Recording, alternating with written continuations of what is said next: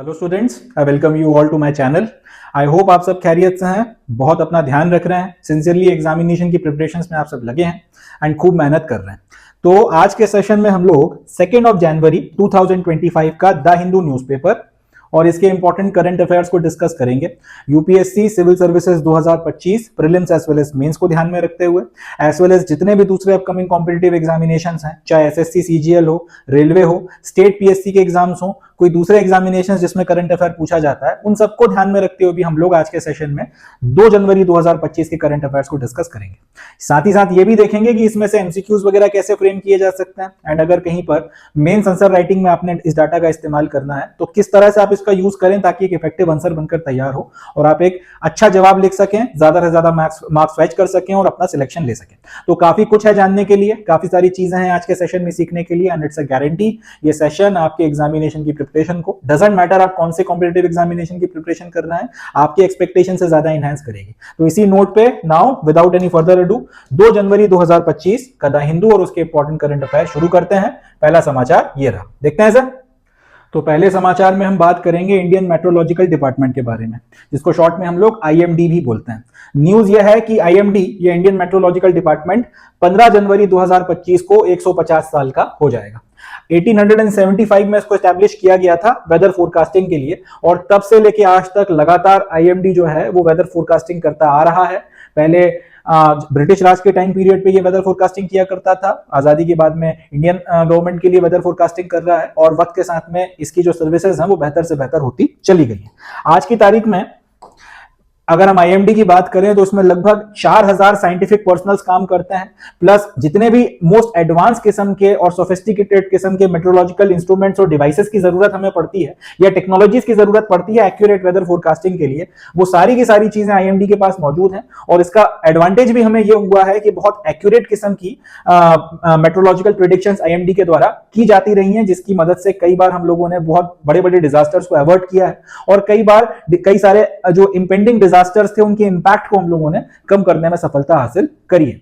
और जब इसकी शुरुआत हुई थी तब वेदर फोरकास्टिंग इसलिए की जाती थी कि भाई कहीं पर अगर आपने जाना है या फिर कहीं पर अगर आपको अपनी आर्मीज को मूव करवाना है, ट्रेड के में अगर आपको शिप्स को मूव करवाना है तो उसके पहले आपको अंदाजा रहे कि मौसम कैसा है ताकि किसी तरीके के बैड वेदर का आपको सामना ना करना पड़े। मगर आज की तारीख में सिर्फ उन ऑब्जेक्टिव्स को ध्यान में रखते हुए वेदर फोरकास्टिंग नहीं की जाती। आज की तारीख में एग्रीकल्चर हो या स्पेस टेक्नोलॉजी की बात हो, चाहे आपका पूरा एविएशन सेक्टर हो, रेलवे सेक्टर हो और भी दूसरे जो आपके सेक्टर्स हैं, उन सबको आपका ये जो वेदर फोरकास्टिंग है इसका एडवांटेज मिल रहा है। Prominently shipping, aviation, fisheries, flood management और एग्रीकल्चर जो है वो इसका फायदा उठा रहे हैं। इसके अलावा और भी दूसरे सेक्टर्स वगैरह इंडियन मेट्रोलॉजिकल डिपार्टमेंट के जो एक्यूरेट वेदर प्रेडिक्शंस हैं उसकी मदद से अपने काम को सुचारू रूप से चला रहे हैं और इससे देश की तरक्की में भी काफी बड़ा योगदान जो है आईएमडी की तरफ से किया गया। तो ये तो अपना समाचार हो गया।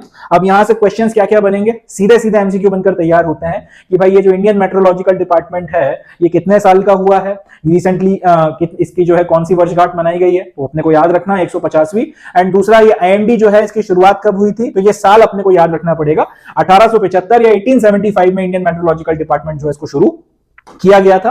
एंड लास्टली मेट्रोलॉजिकल सर्विसेज का इस्तेमाल कहां कहां पे किया जाता है तो प्रोमिनेंटली एविएशन सेक्टर की बात हो, shipping, fisheries, flood management and agriculture, ये प्रोमिनेंट सेक्टर्स हैं जहां पर इसका इस्तेमाल किया जाता है। इसके अलावा और दूसरे सेक्टर्स में भी यूज होता है बट प्रोमिनेंटली इन सेक्टर्स में इसका इस्तेमाल किया जाता है। तो ये 2-3 एमसीक्यूज अपने बन के यहां से तैयार होते हैं, इसका अपने को ध्यान रखना है। एंड रेलवे के पेपर्स में इसका आने की संभावना है क्योंकि रेलवे खुद इससे फायदा उठाता है। और इसके अलावा एसएससी सीजीएल हो गया, वनडे के जितने एग्जामिनेशन हैं, बैंकिंग के सेक्टर एग्जामिनेशन की बात हो गई, इस तरीके के एग्जामिनेशन में यहां से क्वेश्चन आने की संभावना है। कौन कौन से, रिसेंटली आईएमडी कितने साल का हुआ है, रिसेंटली कौन सा जो संस्था है उसने अपनी 150वीं वर्षगांठ मनाई है, एंड तीसरा इंडियन मेट्रोलॉजिकल डिपार्टमेंट की स्थापना कब की गई थी तो 1875 में इसकी स्थापना की गई थी। चौथा, वेदर फोरकास्टिंग का प्रोमिनेंट फायदा जो है वो कौन कौन से सेक्टर्स में उठाया जाता है, तो इन सेक्टर्स के नाम अपने को ध्यान में रखने हैं। ये 4-5 एमसीक्यू यहां से बनकर अपने तैयार होते हैं। चले, that's it from this news, आगे बढ़ते हैं। चले नेक्स्ट न्यूज देखते हैं। Indian Navy is set to commission three frontline platforms into service. They are Scorpion class submarine Vakshir, Stealth destroyer Surat and Stealth frigate Nilgiri.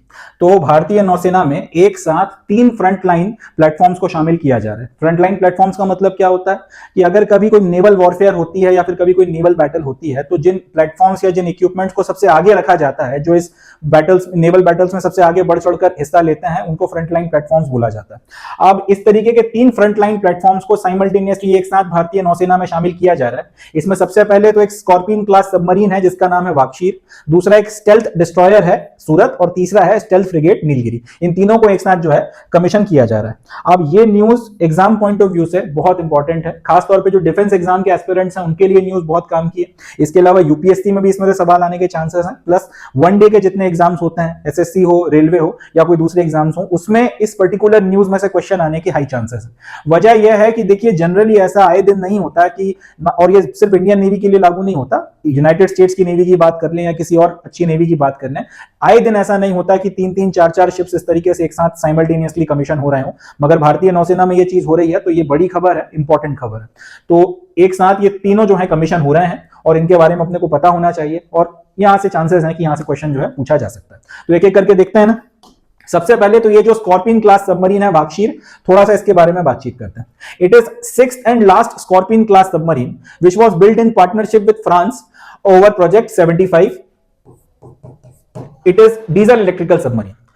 थोड़ा आपको बैकग्राउंड समझाता हूं तो आपको ये बात ज्यादा अच्छे से समझ में आएगी। आपको जैसे पता ही है आज की तारीख में अपना जो मेन कंपटीशन है वो चाइना के साथ में चल रहा है। चाइना के पास में इस वक्त दुनिया की सबसे बड़ी navy.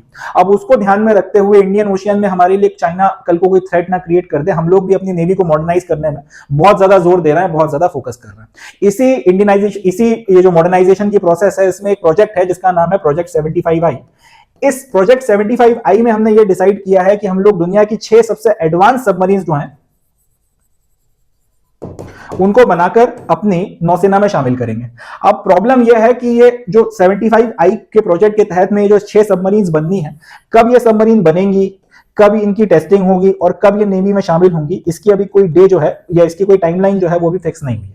And at the same time हमारा जो प्रेजेंट हमारी जो पनडुब्बियां हैं या जो सबमरीन्स हैं ये पुरानी होती चली जा रही हैं। ये फ्लीट जो है जैसे जैसे एज करेगी तो अल्टीमेटली एक दिन इनको फिर रिटायर करना पड़ेगा और नई वाली सबसे एडवांस सबमरीन कब आएंगे अभी पता नहीं है। तो इस गैप को फिल करने के लिए हम लोगों ने फ्रांस के साथ में एक समझौता किया जिसमें हम लोगों ने उनसे जो उनकी स्कॉर्पियन क्लास सबमरीन्स थी उनकी टेक्नोलॉजी ट्रांसफर करवाई और उसके बाद में एक प्रोजेक्ट जिसका नाम प्रोजेक्ट 75 है। याद रखिएगा ये प्रोजेक्ट 75I है और ये आपका प्रोजेक्ट 75 है। इस प्रोजेक्ट 75 के तहत में फ्रांस के साथ में पार्टनरशिप करके टेक्नोलॉजी ट्रांसफर करके हम लोगों ने इंडिजिनसली इन पर्टिकुलर सबमरीन्स को जो है बिल्ड किया है। इनमें से 5 सबमरीन्स आपकी सर्विस में शामिल हो चुकी हैं और 6वीं और आखिरी सबमरीन जो है ये वाक्षीर के नाम से इसको शामिल किया जा रहा है, ताकि जब तक ये आपकी सबसे एडवांस जो सबमरीन 75I के तहत में बनकर आनी है, ये जब भी आएंगी मगर तब तक अपना जो नेवी है वो किसी तरीके से डिसएडवांटेज में नहीं रहेगी और तब तक ये जो 6 आपकी स्कॉर्पियन क्लास सबमरीन्स हैं वो आपकी नेवल रिक्वायरमेंट्स को पूरा करने में मदद करेंगे। ये एक डीजल इलेक्ट्रिकल सबमरीन है और यानी कि डीजल के ऊपर भी चल सकती है, इलेक्ट्रिसिटी के बेस पे भी इसको चलाया जा सकता है और इसकी मदद से आप अपने जो भी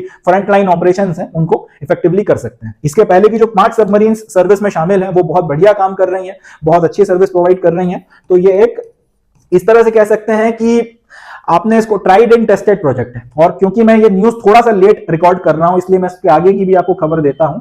इंडिया फ्रांस के साथ में अभी डील कर रही है। उस डील में ये डिसाइड किया जा रहा है कि 3 स्कॉर्पियन सबमरीन्स और हम लोग इनसे लेंगे, या फिर यूं बोलूं कि 3 स्कॉर्पियन सबमरीन्स और हम इनसे कुल मिलाकर बनाने के मूड में हैं। इसको मिलाकर कुल मिलाकर 6 हो गई हैं और 3 अगर और होती हैं, उसका समझौता अगर हो जाता है तो कुल मिलाकर इस तरीके की 9 स्कॉर्पियन सबमरीन्स हमारी सर्विस में आ जाएंगी। अब जाहिर सी बात है एक ही तरीके की 9 सबमरीन्स अगर इंडियन नेवी ऑपरेट कर रही है मतलब माना हुआ प्रोडक्ट है, अच्छा प्रोडक्ट है और भारत की जो नौसेना की रिक्वायरमेंट्स उनको अच्छे से ये पूरा कर रही है। इसलिए हम लोग INS वाक्षीर को शामिल कर रहे हैं और इसके आगे आने वाले वक्त में हो सकता है ऐसी 3 और सबमरीन्स, अगर समझौता हो जाता है फरवरी तक शायद डिसाइड हो जाएगा कि ये हो रहा है कि नहीं हो रहा, तो अगर हो जाता है मोस्ट प्रोबेबली तो उसके बाद में इस तरीके की 3 सबमरीन को और जो है हम लोग लेने वाले हैं। तो ये हो गई अपनी INS वाक्षीर की बात। अब यहां से जो क्वेश्चंस बनेंगे अपने को याद रखने हैं। INS वाक्षीर कैसी सबमरीन है? स्कॉर्पियन क्लास सबमरीन है। कहां पे बनाई गई है? इंडिया में बनाई गई है, इंडिजिनसली बनाई गई है, मगर फ्रांस के साथ में टेक्नोलॉजी ट्रांसफर या पार्टनरशिप कर जो है इसको बनाया गया है। और ये किस तरीके की सबमरीन है? तो याद रखिएगा, डीजल इलेक्ट्रिक सबमरीन है, न्यूक्लियर सबमरीन नहीं है। इसको अपने को ध्यान रखना है। ये हो गई पहली अपनी आईएनएस वाकशीर। फोटोग्राफ देखिए इसका, कितनी अच्छी लग रही है देखने में। इसका फोटोग्राफ देख लीजिए और इसकी लेंथ भी फिर आपको समझ में आ रही होगी। नीचे देखिए यहाँ पे ये हालांकि इतना क्लियर नहीं होगा, मगर यहाँ पे कुछ लोग खड़े हुए हैं, उनके कंपैरिजन में इसका साइज देखकर आपको ये भी समझ में आ जाएगा कि बेसिकली एक सबमरीन, हालांकि वो समुद्र के अंदर ऑपरेट करती है, पानी के नीचे रहती है, रेयरली ऊपर आती है, बट फिर भी इसका साइज किस मैग्नीट्यूड का होता है देख लीजिए सब। चले, यहाँ पे अपने कुछ नेवल ऑफिसर्स भी खड़े हैं, तो इनके भी डायमेंशंस के साथ में आप लगा सकते हैं कि कितनी ज्यादा जो है इसकी हाइट या फिर कितने और डायमेंशंस वगैरह जो है इसके होते हैं। चले, ये हो गई अपनी आईएनएस वाकशीर की बात। अगला INS Surat, it is fourth and last stealth destroyer. It was built under project 15B और built indigenously. It is an improvement of Kolkata class of destroyer, project 15 है, has improved design and capabilities. तो INS सूरत क्या है? एक stealth destroyer, fourth and last stealth destroyer है, एक stealth destroyer है, और इस तरीके के 3 पहले आ चुके हैं। ये उसी श्रृंखला का आखिरी, चौथा और आखिरी स्टेल्थ डिस्ट्रॉयर है। पहली बात तो ये कि डिस्ट्रॉयर होते क्या हैं वो डिस्कस करते हैं, फिर आगे बात करेंगे। डिस्ट्रॉयर का मतलब क्या होता है? जो एयरक्राफ्ट कैरियर है आपका, वो कभी भी अकेले ऑपरेशंस पर नहीं जाता। जब भी एक एयरक्राफ्ट कैरियर निकलता है किसी ऑपरेशन पर या ओपन सी में जाता है, तो उसके साथ में उसको सपोर्ट करने के लिए और भी काफी सारे शिप्स चलते हैं। तो उसमें से एक शिप होता है जिसका नाम होता है डिस्ट्रॉयर। अब ये जो शिप है, इसकी खासियत ये है कि ये आपके एयरक्राफ्ट कैरियर के साथ ही साथ जो है एक सर्टेन डिस्टेंस पर चलता है। जैसे कि आपका एक वीआईपी अगर कहीं पे जा रहा है, तो आप एम्बेसडर गाड़ी में, तो आपने देखा होगा कि इसके आसपास जो है कमांडो जो है अपनी अलग गाड़ियों में चलते हैं सिक्योरिटी देने के लिए। उसी तरह से आपके एयरक्राफ्ट कैरियर के साथ ही साथ ये जो एक सर्टेन शिप जो है उसके आसपास आगे पीछे उसको सिक्योरिटी देने के लिए चलते हैं, ताकि अगर कोई थ्रेट आ रहा हो कहीं से तो उसको जो है न्यूट्रलाइज किया जा सके। उस तरीके के जो जहाज होते हैं उनको डिस्ट्रॉयर बोला जाता है। जैसे कि अगर आपके पास में एक एयरक्राफ्ट कैरियर है इस तरीके से, उसको आपने ओपन सी में उतार दिया, अब उसके इधर इधर इधर इधर इधर इधर इस तरीके से कुछ, या आगे की तरफ में पीछे की तरफ में, इस तरीके से कुछ जहाज जो हैं जो साथ में चलते हैं, ताकि अगर किसी भी तरफ से एयरक्राफ्ट कैरियर के ऊपर कोई हमला होता है, कोई थ्रेट आता है, तो उसको यही लोग न्यूट्रलाइज कर दें, एयरक्राफ्ट कैरियर तक ना जाने दें। उस तरीके के जो जहाज हैं उनको डिस्ट्रॉयर बोला जाता है। तो इस तरीके के जो डिस्ट्रॉयर्स हैं, एक प्रोजेक्ट है जिसका नाम है प्रोजेक्ट 15B। इस प्रोजेक्ट 15B के तहत में इस तरीके के 4 स्टेल्थ डिस्ट्रॉयर। स्टेल्थ का मतलब क्या होता है? स्टेल्थ का मतलब होता है जो रडार की पकड़ में ना आते हैं।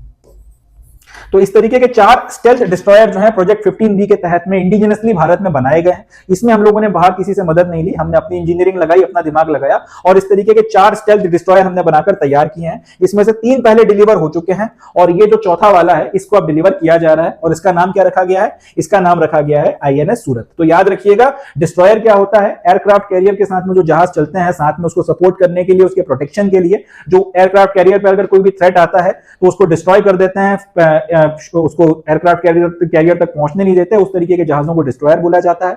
आईएनएस सूरत क्या है? एक स्टेल्थ डिस्ट्रॉयर है। स्टेल्थ डिस्ट्रॉयर का मतलब क्या होता है? जिसके पास में रडार को चकमा देने की टेक्नोलॉजी होती है, जो रडार की पकड़ में नहीं आता। एक प्रोजेक्ट है प्रोजेक्ट 15B, जिसके तहत में इस तरीके के 4 स्टेल्थ डिस्ट्रॉयर्स को बनाया गया था। उसमें से 3 पहले डिलीवर हो चुके थे, और ये आखिरी और चौथा जो है स्टेल्थ डिस्ट्रॉयर है। 15B के नाम से जो है प्रोजेक्ट के तहत में इसको बनाया गया।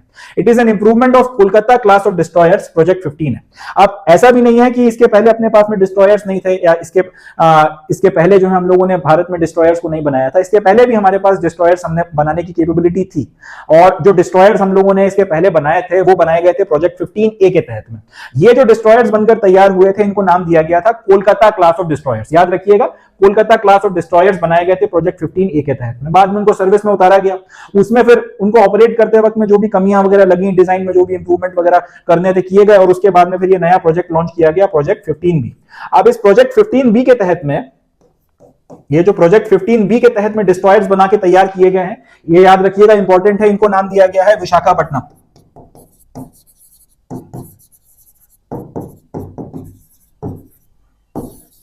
इसको नाम दिया गया है विशाखापट्टनम क्लास। इसके पहले जो 15A के प्रोजेक्ट के तहत में डिस्ट्रॉयर बनाए गए थे, उनको नाम दिया गया था कोलकाता क्लास डिस्ट्रॉयर। अब ये जो 15B के तहत में डिस्ट्रॉयर बनाए गए हैं, जिसमें सूरत जो है वो आखिरी डिस्ट्रॉयर है, ये विशाखापट्टनम क्लास के डिस्ट्रॉयर्स हैं। इनमें डिजाइन को इंप्रूव किया गया है, कैपेबिलिटीज को इंप्रूव किया गया है, स्टेल्थ की जो क्वालिटी है उसको इंप्रूव किया गया है, इसमें फायर पावर बढ़ाया गया है। ओवरऑल आप इसको इस तरह से कह सकते हैं कि आपके पास में अगर आईफोन 13 था या आईफोन 14 था, तो आईफोन 16 उससे ऑब्वियसली बात है अच्छी क्वालिटी का होगा, अच्छी कैपेबिलिटी का होगा, अच्छी उसमें जो इनहैंस्ड आप आपको स्पेसिफिकेशंस वगैरह मिलेंगे, लगभग वही कहानी यहाँ पर आपके प्रोजेक्ट 15B के तहत में जो विशाखापट्टनम क्लास ऑफ डिस्ट्रॉयर बनाए गए हैं इनके लिए लागू होती है। तो ये हो गया अपना सूरज, आईएनएस सूरज स्टेल्थ डिस्ट्रॉयर। अब यहां से क्वेश्चंस क्या क्या बनेंगे याद रखिएगा। आईएनएस सूरज जो है वो क्या है, एक डिस्ट्रॉयर है। डिस्ट्रॉयर क्या करता है, एयरक्राफ्ट कैरियर के साथ में चलता है कि इसको टेक्नोलॉजी ट्रांसफर के तहत में बनाया गया है। जवाब हो जाएगा नहीं, इंडिजिनसली बनाया गया, पूरी तरह से मेड इन इंडिया प्रोडक्ट है, प्रोजेक्ट 15B के तहत में बनाया गया।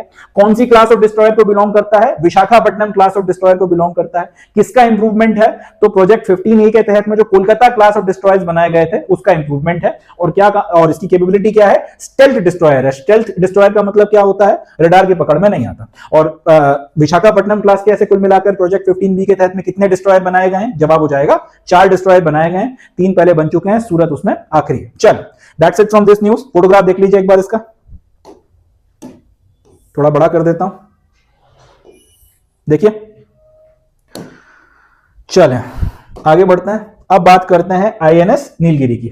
आईएनएस का अच्छा किसी को फुल फॉर्म ना पता हो तो वो भी बता देता हूं, इंडियन नेवल शिप। आप चाहे पनडुब्बी हो, चाहे आपका सबमरीन हो, चाहे एयरक्राफ्ट डिस्ट्रॉयर हो, सबके आगे आईएनएस तो लिखा जाता है। इसका मतलब है इंडियन नेवल शिप, भारतीय नौसेना का जहाज या भारतीय नौसेना का जो है मरीन इक्विपमेंट। तो आईएनएस नीलगिरी की बात करते हैं। INS Nilgiri has been built under project 17 है। It is a major improvement over Shivalik class frigates, has stealth and reduced radar signatures, indigenously built। सबसे पहली बात तो ये आईएनएस नीलगिरी है क्या, तो आईएनएस नीलगिरी एक फ्रिगेट है। अब सवाल उठेगा कि फ्रिगेट क्या है, तो फ्रिगेट भी एक शिप होता है, डिस्ट्रॉयर से थोड़ा सा छोटा होता है मगर उतना छोटा भी नहीं। फ्रिगेट एक शिप होता है जो डिस्ट्रॉयर से थोड़ा सा छोटा होता है। इसकी खासियत क्या है, इसकी खासियत यह है कि ये भी एयरक्राफ्ट कैरियर के साथ में भी जाता है और ऐसे भी वो ऑपरेट करता है। अब हम लोगों ने क्या बोला था कि एयरक्राफ्ट कैरियर के प्रोटेक्शन के लिए आप उसके साथ में डिस्ट्रॉयर को लगा के रखते हो। तो जैसे ये एयरक्राफ्ट कैरियर, उसके साथ आपने ये 6 डिस्ट्रॉयर लगा दिए। अब ये डिस्ट्रॉयर कोशिश ये करते हैं कि वो कभी भी एयरक्राफ्ट कैरियर से के ना बहुत ज्यादा करीब जाए ना इससे बहुत ज्यादा दूर जाए, इससे एक सर्टेन डिस्टेंस बना के रखें मगर इसके साथ में रहें। फ्रिगेट की खासियत यह होती है कि अगर आपको किसी दूसरे दुश्मन के पास में कोई अटैक लॉन्च करना है तो उसके लिए आप फ्रिगेट का इस्तेमाल करते हो। फ्रिगेट डिस्ट्रॉयर से कंपेरेटिव थोड़ी सी छोटी होती है तो इसकी स्पीड थोड़ा ज्यादा होती है, ज्यादा जल्दी मनूवर कर सकती है। और अगर कहीं पर आपको अटैक लॉन्च करना है, डिफेंस के लिए आप डिस्ट्रॉयर का इस्तेमाल कर रहे हो मगर अगर कहीं पर आपको अटैक लॉन्च करना है तो उसके लिए फ्रिगेट का इस्तेमाल किया जाता है। तो आईएनएस नीलगिरी क्या है, याद रखिएगा, एक फ्रिगेट है। फ्रिगेट और डिस्ट्रॉयर में क्या डिफरेंस है वो मैंने आपको बता दिया।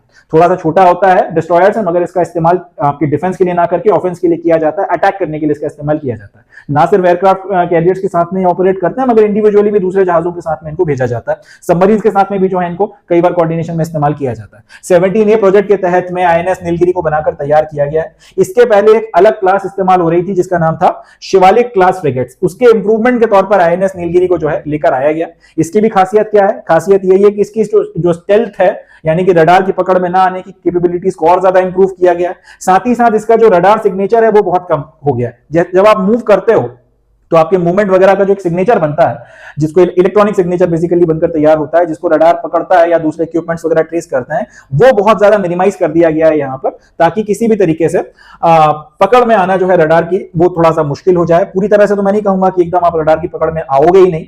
अगर अच्छा एडवांस रडार बनाया तो वो आपका कम से कम सिग्नेचर भी पकड़ लेगा, मगर हाल फिलहाल के जो रडार इस्तेमाल होते हैं या हमारे आसपास के देशों में इस्तेमाल हो रहे हैं उसके पॉइंट ऑफ व्यू से आईएनएस नीलगिरी बहुत एडवांस है, आसानी से उनकी पकड़ में नहीं आएगा। और फिर वही खासियत कि ये 100% मेड इन इंडिया प्रोडक्ट है, इंडिजिनसली जो है इसको बिल्डअप किया गया, इंडिजिनसली जो है इसको बनाकर तैयार किया गया। फोटोग्राफ देखिए, ये इसका डिजाइन है, इसका एक्चुअल फोटोग्राफ नहीं है मगर ये इसका डिजाइन है। देखिए इस डिजाइन पर जो है इस फ्रिगेट को आईएनएस नीलगिरी को बनाकर तैयार किया गया, देख लीजिए।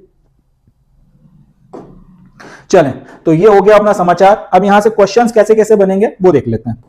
सबसे पहला तो यही कि वाक्षीर क्या है, तो याद रखना है वाक्षीर एक सबमरीन है। दूसरा सूरत क्या है, एक डिस्ट्रॉयर है। और नीलगिरी क्या है, फ्रिगेट है या फिर एक स्टेल्थ फ्रिगेट है। इन तीनों को एक साथ इकट्ठा जो है कमीशन भारतीय नौसेना में किया गया। अब आईएनएस वाक्षीर जो है इसको किस प्रोजेक्ट के तहत में बनाया गया था, बहुत इंपॉर्टेंट है, प्रोजेक्ट 75 के तहत में। किस देश के साथ कोलैबोरेट करके बनाया गया था, फ्रांस के साथ में। इस तरीके की कितनी सबमरीन्स हैं, वाक्षीर को मिला के कुल मिला के इस तरीके की 6 सबमरीन्स जो हैं हाल फिलहाल ऑपरेट कर रही हैं एंड 3 और सबमरीन्स को लेकर बात चल रही है। एक क्वेश्चन मैं आपके लिए छोड़ता हूं कि इसके पहले जो 5 सबमरीन्स थी उनके नाम क्या है, आप मुझे कमेंट सेक्शन में बताइएगा। इनमें इसके पहले जो 5 सबमरीन्स लॉन्च की गई हैं उसके नाम क्या है और इनको क्यों लाया गया है, ताकि जब तक प्रोजेक्ट 75I आपका प्रोजेक्ट 75I के तहत में आपकी जो सबसे एडवांस सबमरीन बनकर तैयार नहीं होती तब तक आपका काम चलता रहे। किस तरीके की सबमरीन है, न्यूक्लियर सबमरीन नहीं है, याद रखिएगा, डीजल इलेक्ट्रिकल सबमरीन है, आईएनएस वाक्षीर। चल अगला सूरत, सूरत क्या है? डिस्ट्रॉयर है। किस तरीके की क्लास का डिस्ट्रॉयर है? विशाखापट्टनम क्लास का डिस्ट्रॉयर है। किस प्रोजेक्ट के तहत में बनाया गया? 15B के तहत में बनाया गया। डिस्ट्रॉयर क्या काम करता है वो भी मैंने आपको बता दिया। And Kolkata class of destroyers का इंप्रूवमेंट है। स्टेल्थ डिस्ट्रॉयर है, यानी कि इसमें रडार से बचने की, रडार को चकमा देने की कैपेबिलिटीज ज्यादा इंप्रूवमेंट के साथ में डाली गई है।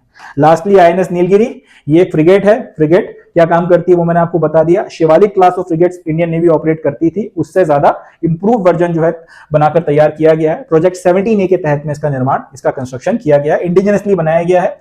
एंड इसमें रडार सिग्नेचर जो है वो रिड्यूस्ड है, आसानी से पकड़ में नहीं आता।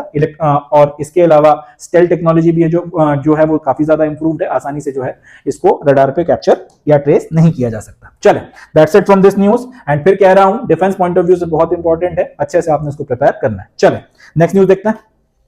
चलिए नेक्स्ट न्यूज डिस्कस करते हैं। इसमें अब हम लोग स्पेडेक्स मिशन और चंद्रयान 4 का क्या कनेक्शन है, या यूं बोलना चाहिए कि चंद्रयान 4 की सक्सेस के लिए स्पेडेक्स मिशन का सक्सेसफुल होना क्यों जरूरी है, इसको हम लोग डिस्कस करेंगे। C-60 mission of PSLV launch vehicle placed 2 satellites weighing 20 kgs each in the orbit। यानी कि पोलर सैटेलाइट लॉन्च व्हीकल जो है इसरो का, जो पोलर ऑर्बिट में हमारी सैटेलाइट्स को रखता है। पोलर ऑर्बिट का मतलब क्या? ये अगर आपकी अर्थ है तो ये नॉर्थ पोल हो गया, ये अगर अर्थ है तो ये नॉर्थ पोल हो गया और ये साउथ पोल हो गया। अब इस ऑर्बिट के अराउंड चक्कर लगाने वाली जो सैटेलाइट्स है उनको पोलर ऑर्बिट, उसको इस ऑर्बिट को बोला जाता है पोलर ऑर्बिट। और इसमें इस ऑर्बिट में जो सैटेलाइट्स आपका चक्कर लगाती हैं उन्हें बोला जाता है पोलर सैटेलाइट्स। तो पोलर सैटेलाइट लॉन्च व्हीकल जो इसरो का है उसने एक C-60 करके मिशन लॉन्च किया, और उस मिशन के तहत में 2 सैटेलाइट्स जिनका वजन 20-20 किलो है उनको उसने इस तरीके के पोलर ऑर्बिट में जो है प्लेस कर दिया है। अब यहां से अपना जो ये स्पेडेक्स मिशन है वो शुरू हो गया है। इस मिशन के तहत में स्पेस डॉकिंग करवाई जाएगी। स्पेस डॉकिंग का मतलब यह है कि अब ये जो 2 सैटेलाइट्स हैं ये धीरे धीरे एक दूसरे के पास आएंगी स्पेस में और एक दूसरे के साथ में इंटरलॉक हो जाएंगी। तो ये जो प्रोसेस है कि 2 सैटेलाइट्स लगभग 20-20 किलो जिनका वजन है, इनको इंडिपेंडेंटली स्पेस में लॉन्च किया गया है। एक सर्टेन डिस्टेंस पर ये एक दूसरे से पहले तो रहेंगी, उसके बाद में फिर ये धीरे धीरे एक दूसरे के करीब आएंगे और उसके बाद में एक दूसरे के साथ में इंटरलॉक हो जाएंगे। ये जो पूरी की पूरी प्रोसेस है इसको बोला जाता है स्पेस डॉकिंग। अब ये स्पेस डॉकिंग जो करवाई जा रही है स्पेडेक्स मिशन के तहत में, उस पर थोड़ा बात करते हैं।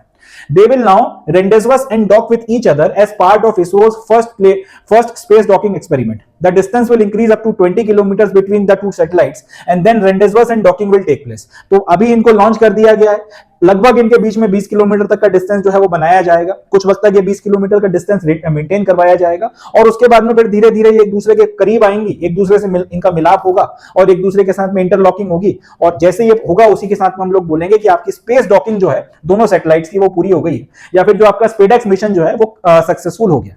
अब ये जो प्रोसेस है जिसमें 2 सैटेलाइट्स को एक दूसरे के साथ करीब लाके इंटरलॉकिंग करवाई जा रही है या डॉकिंग करवाई जा रही है, स्पेस डॉकिंग जो ये हो रहा है, ये पूरी प्रोसेस हो क्यों रही है और इसका चंद्रयान 4 से क्या लेना देना है, थोड़ा सा उसको हम लोग डिस्कस करते हैं। या यूं बोलना चाहिए कि डॉकिंग क्यों क्रूशियल है, इसको पढ़ते हैं।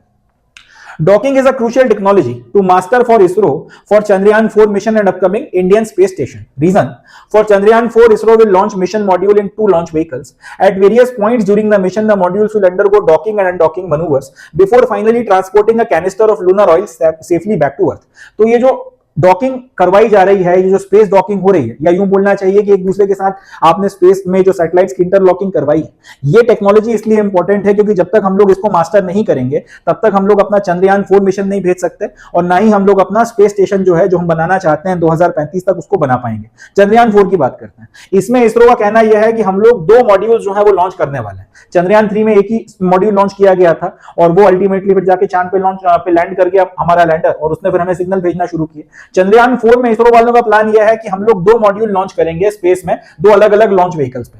अब अलग अलग जो हमारा पूरा जो मिशन की प्रोसेस होगी उसमें अलग अलग टाइम पीरियड पे ये मॉड्यूल्स एक दूसरे के साथ में डॉक करेंगे, यानी कि एक दूसरे के साथ में आके स्पेस में इंटरलॉक करेंगे, और डी डॉक करेंगे, यानी कि एक वक्त पर एक दूसरे से फिर स्प्लिट होकर दूर हो जाएंगे। अब ये जो डॉकिंग और अनडॉकिंग की पूरी प्रोसेस करवाई जाएगी, इसके कई सारे मनूवर्स होंगे, यानी कि कई बार जो है इनके बीच में आपस में डॉकिंग होगी, कई बार फिर इनके बीच में अनडॉकिंग होगी, और इस पूरी प्रोसेस की मदद से हम लोग चांद पे जो मिट्टी है, जो लूनर सॉइल और बाकी सारी चीजें हैं, उसका कुछ हिस्सा धरती पर लाने में कामयाब हो सकेंगे। जितना मेरी समझ है करवाया ये जाएगा कि ये दो जो है आपकी मॉड्यूल स्पेस में लॉन्च करवाए जाएंगे। अब एक मॉड्यूल जो है इसको चांद पे उतारा जाएगा और ये वहां पर जाके जो भी कलेक्शन वगैरह करना है वो सारी कलेक्शन वगैरह कर कर वापस स्पेस में आएगा। अब ये जो पहले से मौजूद आपका यहाँ पे मॉड्यूल है उसके साथ में इसकी डॉकिंग होगी और जो भी आपका सामान वगैरह है वो यहाँ पे ट्रांसफर करवाया जाएगा। एक बार जब ट्रांसफर हो जाएगा तब इनकी फिर डी डॉकिंग करवाई जाएगी, यानी कि दोनों एक दूसरे से अलग हो जाएंगे और उसके बाद में फिर ये जो दूसरा वाला मॉड्यूल है ये चांद से जो भी मिट्टी और जो भी सैंपल्स हैं वो लेकर ये अर्थ के ऊपर वापस आएगा। ये पूरी प्रोसेस है। अब ये पूरा मिशन हो ही नहीं सकता जब तक हम लोग डॉकिंग और अनडॉकिंग की टेक्नोलॉजी को अच्छे से टेस्ट ना कर लें और उसमें मास्टरी ना हासिल कर लें। इसी तरीके से अगर हम लोग अपना इंटरनेशनल स्पेस स्टेशन लॉन्च करना चाहते हैं, हमारा खुद का अगर स्पेस स्टेशन लॉन्च करना चाहते हैं, तो स्पेस स्टेशन तो अपने आप में बहुत बड़ा एक प्रोजेक्ट है, पूरा का पूरा एक रॉकेट में हम लॉन्च कर ही नहीं सकते। उसके अब अलग अलग हिस्सों को हम लोग स्पेस में धीरे एक एक करके लेकर जाएंगे, वहां पर इनको फिर आपस में इंटरलॉक कर हम लोग अपना पूरा स्पेस स्टेशन जो है वो बनाकर तैयार करेंगे। फिर वही बात कि अगर हम लोगों ने ये स्पेस स्टेशन को बनाना है तो उसके लिए डॉकिंग की टेक्नोलॉजी को मास्टर करना जरूरी है और कल को अगर स्पेस स्टेशन को हमको उसको फिर खत्म भी करना पड़ा इस्तेमाल करने के बाद में 40-50 साल के बाद में, तो उसके लिए फिर डी डॉकिंग करना जरूरी है कि वो आपके अलग अलग इंटरलॉक जो हुए थे वो अलग खुल जाएं और फिर उनको जो है उनको जिस भी तरह से हमको डिस्ट्रॉय करना है, जो भी करना है उनके साथ में वो सारी की सारी प्रोसेस की जाए। तो पॉइंट ये है कि जब तक ये डॉकिंग की प्रोसेस या पूरी ये जो स्पेसएक्स मिशन है जब तक सक्सेसफुल नहीं होता, जब और उसके बाद फिर जब तक हम लोग इस टेक्नोलॉजी को अच्छे से मास्टर नहीं करते तब तक हम लोग चंद्रयान 4 पे आगे फर्दर काम नहीं कर पाएंगे और हमारा स्पेस स्टेशन जो है उसको भी शायद हम लोग ना बना पाए। प्लस जो हम लोग अपना एस्ट्रोनॉट उतारना चाहते हैं चांद के ऊपर और फर्दर जो आगे मार्स मिशन होगा और बाकी सारी चीजें, उसके लिए भी ये टेक्नोलॉजी जो है मास्टर करना जरूरी है। तो इससे अपने को ये बात समझ में आ गई कि आगे इसरो के जितने भी स्पेस मिशन हैं ये बेसिकली उसकी नींव है और जब तक ये नींव नहीं पड़ेगी तब तक उसके ऊपर मकान नहीं बन पाएगा। इसलिए डॉकिंग की जो पूरी टेक्नोलॉजी है बहुत ज्यादा क्रूशियल है एंड ये अपने को जो है ध्यान में रखना है। तो वही सारी बात जो मैंने आपको समझाई वो यहाँ पे लिखा है कि जितने फ्यूचर स्पेस मिशन हैं अर्थ से, क्योंकि एक बार में वो लॉन्च नहीं किए जा सकते, अब आपकी जो भी आपकी सैटेलाइट्स या जो भी आपके मॉड्यूल्स उनके साइज इतने ज्यादा हो रहे हैं और उतना वजन हो रहा है उनमें कि एक पर्टिकुलर मॉड्यूल आप लॉन्च नहीं कर सकते, आपको टुकड़ों में लॉन्च करना पड़ेगा। स्पेस में जाके उनको आपस में जो है डॉक करा और फिर फर्दर जो भी आपने फर्दर काम करवाना है वो आप उससे आगे प्रोसीड कर सकते हैं। इसके लिए डॉकिंग जो है वो आपकी क्रूशियल हो जाती है और इसके बिना अपन लोग आगे अपने स्पेस मिशन में नहीं बढ़ सकते। तो ये हो गया स्पेसएक्स मिशन और इसका क्या कनेक्शन है। बट अपने को याद रखना है स्पेसएक्स मिशन के लिए जो सैटेलाइट लॉन्च की गई हैं उनको किस ऑर्बिट में लगाया गया है, जवाब हो जाएगा पोलर ऑर्बिट में। और दूसरा किसने लॉन्च किया था, पीएसएलवी ने लॉन्च किया था। तीसरा किस मिशन के तहत में भेजा गया है, जवाब हो जाएगा C60 मिशन के तहत में जो है इनको भेजा गया है। तो ये कुछ अपनी इंपॉर्टेंट बातें हैं जो अपने को ध्यान में रखनी है। नेक्स्ट न्यूज देखते हैं, चले नेक्स्ट न्यूज देखते हैं। Report released by central ground water report has following findings on ground water status in India. तो सेंट्रल ग्राउंड वाटर रिपोर्ट के नाम से एक रिपोर्ट जो है सेंट्रल गवर्नमेंट के द्वारा रिलीज की गई है जिसमें अंडरग्राउंड वाटर का कितना एक्सट्रैक्शन किया जा रहा है और क्या उसकी क्वालिटी है उसको लेकर कुछ फाइंडिंग्स दी गई हैं। अब उसके जो इंपॉर्टेंट हाइलाइट्स हैं वो हम लोग डिस्कस करेंगे जो एग्जाम पॉइंट ऑफ व्यू से हमारे काम के हैं। अब ये जो न्यूज है एक तो इसमें से सीधे सीधे कुछ क्वेश्चन पूछे जा सकते हैं। तो यूपीएससी सिविल सर्विसेज प्लस जो यूपीएससी के दूसरे एग्जामिनेशन है वहां पर इससे क्वेश्चन आने की हाई चांसेस है। प्लस अगर ग्राउंड वाटर एक्सट्रैक्शन या वाटर से रिलेटेड मेंस में कहीं पर कुछ लिखना है तो उसमें जो है आप इसमें से कुछ फाइंडिंग्स वगैरह कोट कर सकते हैं अपने क्वेश्चन के हिसाब से। और क्योंकि ऑफिशियल रिपोर्ट है इसका डाटा जो है वो सरकार के द्वारा वेरीफाइड है, तो अगर आप इसको कोट करते हैं तो इससे भी आपका जो आंसर है वो काफी अच्छा बनकर तैयार होगा। देखते हैं सबसे पहला, excessive nitrates have been found in ground water in 440 district as of 2023 an increase from 359 in 2017। मतलब ये कि ये रिपोर्ट सबसे पहली बात तो ये कि 2023 तक का जो साल था उसको ध्यान में रखकर बनाई गई है, रिलीज अब की गई है मगर डाटा जो है वो 2023 तक का है। अब उसमें ये पता चला है कि भारत के 440 डिस्ट्रिक्ट्स में जो अंडरग्राउंड वाटर निकाला जा रहा है या जमीन के नीचे का जो पानी एक्सट्रैक्ट किया जा रहा है उसमें एक्सेसिव मात्रा में नाइट्रेट्स मिले हैं। 2017 में जो इस तरीके की रिपोर्ट आई थी तब ये डिस्ट्रिक्ट की संख्या 359 थी, अब ये बढ़कर 440 हो गई है। अब सबसे पहला सवाल तो ये कि नाइट्रेट्स क्या होते हैं। तो नाइट्रेट्स नाइट्रोजन और ऑक्सीजन के कंपाउंड होते हैं जिनको या यूं बोलना चाहिए कि नाइट्रोजन और ऑक्सीजन जब आपस में रिएक्ट कर एक कंपाउंड बनाते हैं तो फिर उसको नाइट्रेट बोला जाता है। वैसे तो नाइट्रेट का इस्तेमाल प्लांट ग्रोथ के लिए बहुत जरूरी है मगर अगर उसका हम लोग डायरेक्ट कंजम्पशन किसी तरीके से करते हैं तो फिर वो हमारी सेहत को काफी ज्यादा नुकसान पहुंचाता है।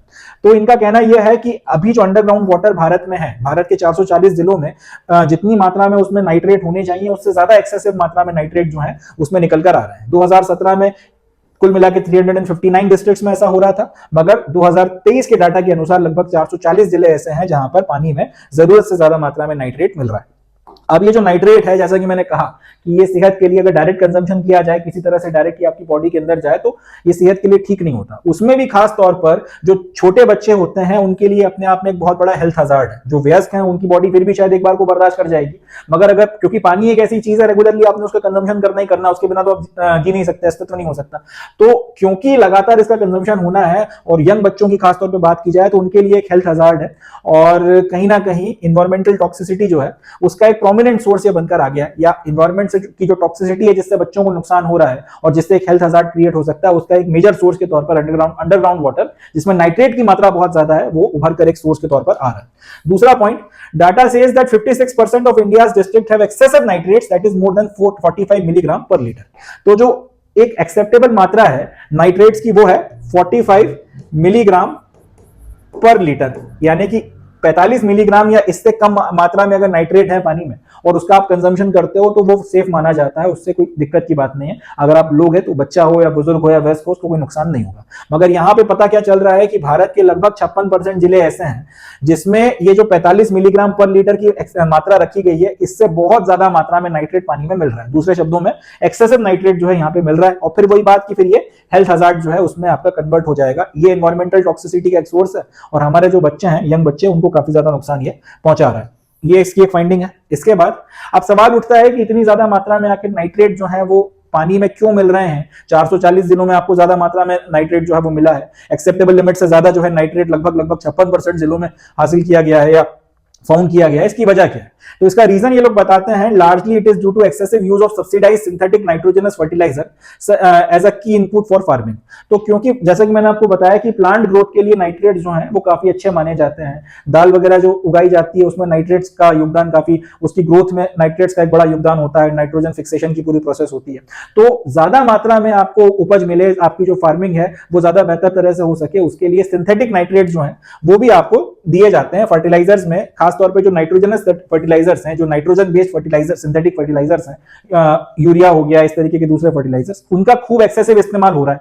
अब वो जो एक्सेसिव इस्तेमाल जितना जरूरत नहीं है उससे ज्यादा, क्योंकि आप फर्टिलाइजर डाल रहे हो, सब्सिडाइज रेट पे मिलता है, किसान भर भर कर डालता है अपने फसल पे ये सोच के कि यार किसी तरह से कीड़े ना लग जाए, किसी तरह से प्रोटेक्शन हो जाए। जितनी मात्रा में डाला जाना चाहिए उससे ज्यादा मात्रा में आप डाल रहे हो। अब जमीन या फसल को जितना नाइट्रेट्स आपका उसमें से लेना है फर्टिलाइजर से, वो उसका ले लेगी। बचे हुए जो नाइट्रेट्स हैं वो किसी ना किसी तरीके से आपके वाटर साइकिल तक पहुंच जाते हैं, अंडरग्राउंड वाटर साइकिल को डिस्टर्ब करते हैं, और उसके चलते ज्यादा मात्रा में नाइट्रेट्स जो है आपको अंडरग्राउंड वाटर में देखने के लिए मिल रहे हैं। खास तौर पे अगर हम बात करें तो राजस्थान में सबसे ज्यादा मात्रा में मिले, फॉलोड बाय कर्नाटक, और कर्नाटक के बाद में तमिलनाडु जो है। इन तीन राज्यों में सबसे ज्यादा हाईएस्ट नाइट्रेट कंटामिनेशन रेट जो है पाया गया। अच्छा, एक चीज और, क्योंकि इन राज्यों में काफी बड़ी मात्रा में ये नाइट्रेट्स का इस्तेमाल हो रहा, ये nitrates based nitrogen based fertilisers का इस्तेमाल हो रहा है, और नाइट्रेट्स वगैरह इसके चलते वाटर साइकिल में पहुंच जा रहे हैं किसी तरीके से। ये चीज ज्यादा प्रॉब्लमेटिक हो जाती है जब मानसून की रेंज आती है। मानसून की रेंज के टाइम पीरियड पे ये देखा गया है कि नाइट्रेट का लेवल नॉर्मली जितना रहता है, नाइट्रेट का लेवल उससे ज्यादा मात्रा में जो है नाइट्रेट आपको वाटर साइकिल में देखने को मिलता है। वजह वही है कि जब मानसून का पानी बरसता है तो जो एक्सेसिव नाइट्रोजन है वो अपने साथ में बहा कर ले जाता है। अब उसके बाद में ये वाटर जब अंडरग्राउंड वाटर साइकिल के साथ में जाके मिलता है तो ये जो एक्सेसिव नाइट्रेट वो लेकर बहाकर आया है अपने साथ में, उससे ओवरग्राउंड वाटर बॉडी भी पोल्यूट हो रही है, वो अंडरग्राउंड वाटर बॉडी को भी जो है पोल्यूट करता है, और इस तरीके से नाइट्रेट के लेवल्स मानसून का जो टाइम पीरियड है उसके वक्त में ज्यादा बढ़ जाते हैं। राजस्थान, कर्नाटक और तमिलनाडु में हाईएस्ट नाइट्रेट कंटामिनेशन प्रॉब्लम है, ये हम लोगों ने देख लिया। मानसून की जो रेन है इनको बढ़ा रही है। अब इसके अलावा, ये तो खैर एक बात हो गई, इसके अलावा और भी दूसरे जो कंटामिनेंट्स हैं जो पाए गए हैं और जो एक आप यूं कह सकते हैं कि परेशानी का सबब हमारे लिए बन सकते हैं, जो दूसरे मेजर कंटामिनेंट्स हैं, उसमें से एक है फ्लोराइड और दूसरा है यूरेनियम। ये याद रखिएगा, other major contaminants affecting ground water quality are fluoride and uranium.